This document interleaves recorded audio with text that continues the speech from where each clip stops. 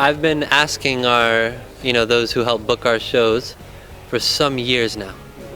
Make India happen. Make India happen. I don't know how. I don't know who you're going to have to talk to or where you'll get the contacts, but make India happen. And this has gone on for the last few years, but it wasn't until the last couple of years that it became a real possibility, I should rewind a little bit. Once we began, in all the years that we played, no, India was not on the radar. It was such a faraway place to even think about. And then it wasn't until some years into the band when we were starting to travel around the world and we made the request, India, India, India. I don't know. And then within the last 2 years, like, well, maybe. And then here we are now. Yeah. So it's kind of incredible. I think anything that you listen to is going to influence you in a way, whether you know it and you think about it or not.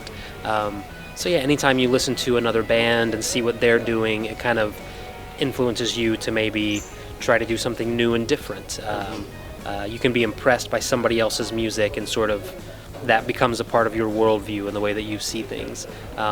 So yeah, anytime you listen to something, it changes your perspective. I'm sure that's happened to us listening to other post-rock bands. Certainly happens listening to all kinds of music or reading books or watching films. Anything that affects you like that affects the way that you see the world and the way that you write music as an artist. Mm-hmm. Well, we've been very lucky to see a couple of post-rock bands that we really, really enjoy, which is Mogwai is one of them from Scotland. They were in Pune a couple of days ago. We heard how amazing, and after we get back to the States and everything is settled, I'll get a hold of them and kind of we'll exchange stories because it's been a nice friendship that has formed over the years. And Mono is another band from Japan. These two acts, in the world of post-rock, I think they stand out quite nice. They're very different from each other and very different from us. But between the three of us, I think we're making a good and meaningful contribution to the genre of that music.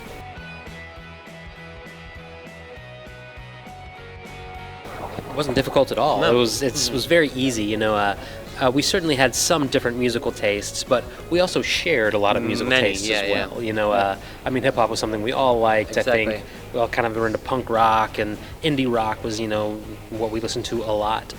So while we still had our own individual tastes, there was a lot of common ground. Right. And when we started trying to write this kind of music, being able to bring all of our own influences and sort of share different points of view, it actually kind of made it easier in a way because we could do, like Munaf can do things that I would just never think to do. Yeah. He has a perspective on music that I will never have, which is one of the beautiful things about being in a band. The more unique perspective each member has, the more unique the music as a whole can have. Absolutely, vice versa, same thing. Michael plays in a way, Mark plays in a way, Chris plays drums in a way that none of us can play. He sits in a class by himself. So yeah, like Michael said, I think the kind of the notion that you were taking, of it just being heavy metal over here and hip hop over here, it wasn't like that, because we all listened to that style of music, maybe more so before we got together, but by the time we got together, the common ground was punk rock and experimental music, and indie experimental. So that started to blend in with these other genres that we liked before, and started to produce this sound of ours, and just that, those things we didn't necessarily want to exactly play. Like listening to hip hop, we weren't going to be a hip hop act, or listening to heavy metal, we didn't want to play heavy metal. They just helped influence and inform how we heard music, and then kind of translated that into this thing of ours, But the punk rock and the experimental indie is, I think, where that common ground really started us off on a road,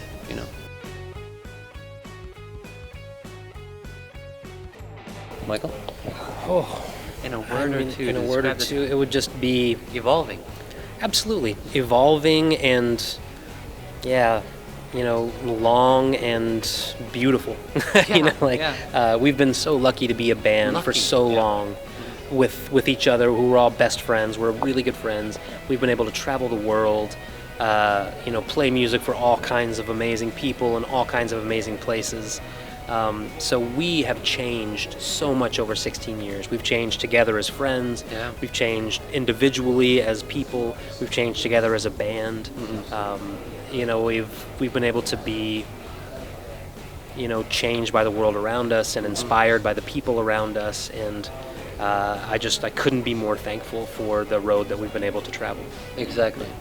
Yeah, your two words is evolving and lucky. And happy and beautiful and excited and surprising and inspirational. I love it. Yeah, of course yeah. we love it. We would never make an album that we didn't absolutely love. So every album that we make, I think, is our new favorite album. You have to be your own harshest critic, but that's during the writing process. By the time we're done writing, we love the music, or we don't put it out. Yeah. So yeah, 15. It's a 15 on a scale Exactly. of 10. I mean, exactly. Michael said you should, in writing, be your toughest critic, but on completion, you should be your biggest fan.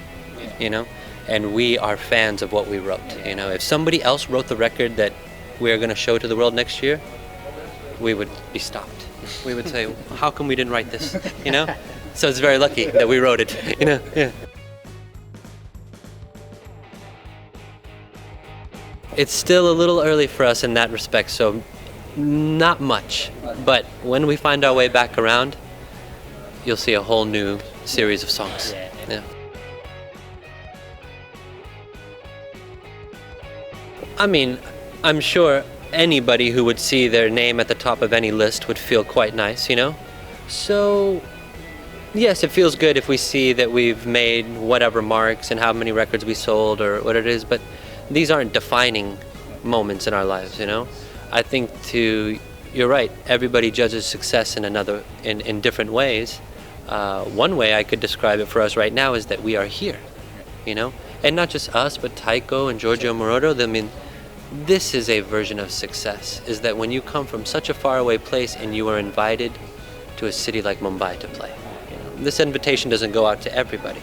And so that makes us feel quite nice, There are other ideas that, there are other moments in our musical career that has happened that have been very surprising and fulfilling to me for the simple fact of the type of music that we play. We've been on a couple of late night shows in the US. We played some television experiences. And not so much so that we're on TV, but we are on TV with the type of music that we play, Okay, forget that. Like, what about the crowds that we are drawing, or being invited to play a big festival? We're not your everyday type of music. It is in some ways an acquired taste, and that so many people are willing to listen to it, I find very inspiring for us and for those others who play music like us, is that if we can be an example, that if you stick to playing music the way you want, and if you write something nice, it can take you to faraway places like this, The possibilities are actually very real.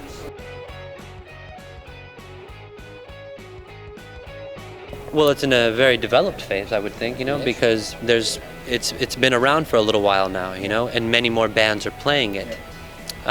It's still a kind of a difficult genre to listen to, I think, because not all of it is good, But that's a lot of things in life. Not everything is good, but the best of those things will get heard. And now that there are more people playing this type of music, the opportunities are greater that there is good music in that, So, yeah, I think that it's expanded more than anything. What state it's in this very moment, I couldn't tell you, but I know that an evolution has occurred, and an expansion has occurred over at least the time that we've been playing. Which is inevitable. Yeah, of course, Yeah. and it should come. Like these things should happen, because anything too similar, too long, can grow stale, and then lose any value. Nobody cares anymore. Yeah, exactly. And that's definitely not what any, I think, artist would want out of what they do. So.